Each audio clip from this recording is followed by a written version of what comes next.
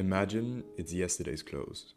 You're about to put on a position, and I give you a single toggle, not buy or sell, just risk normal or risk small.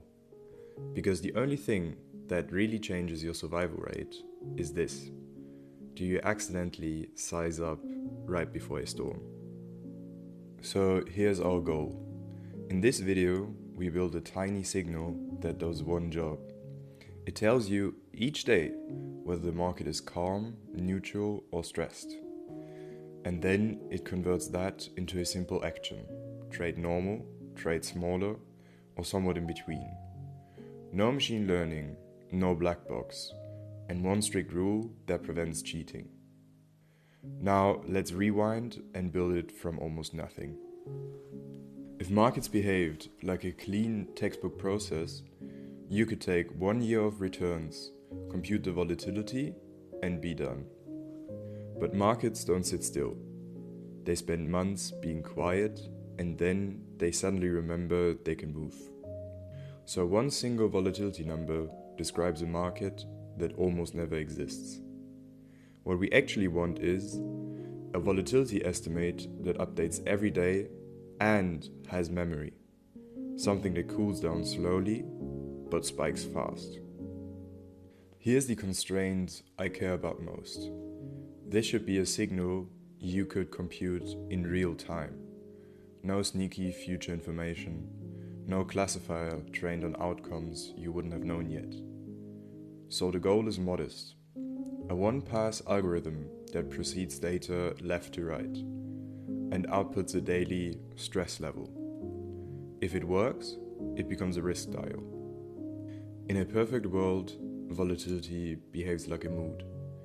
If recent days are small, the mood relaxes. If there's a shock, the mood jumps instantly. And after that, it slowly forgets. So we want a mechanism that says, most days keep your old belief, but when something big happens, update aggressively. That's not a fancy model, that's just a weighted blend. So here's the whole engine. We track a variance estimate. Think of it as today's guess for how wild tomorrow could be. Call it sigma hat squared. Each day we update it like this: new variance equals lambda times old variance plus 1 minus lambda times today's return squared. Lambda is the memory knob. If lambda is high, you trust the past a lot, so the estimate moves slowly. If lambda is low, you're jumpy. The estimate snaps around. And once we have variance, we take a square root to get volatility. At this point, we have a volatility number for every day. But volatility itself isn't a product. The product is regimes.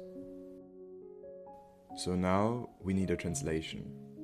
What counts as high volatility?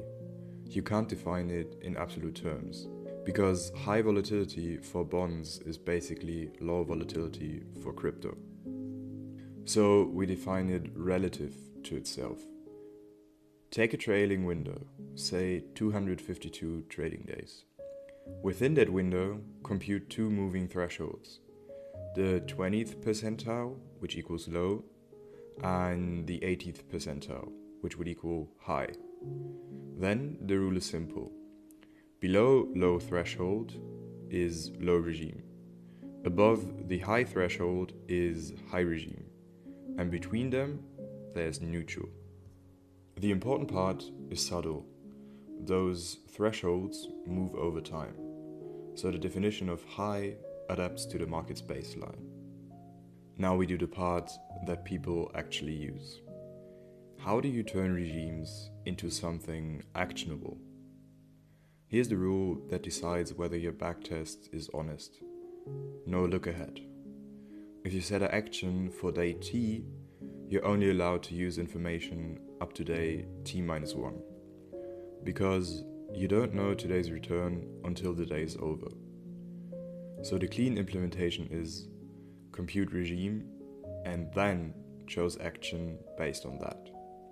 That 1 day lag is everything. It's the difference between a real signal and a magic trick.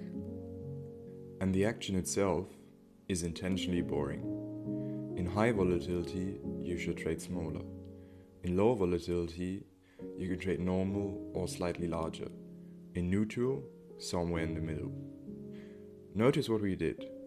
We didn't predict direction, we predicted the environment. Now, when you run this on SPY, you'll see the personality of the market show up.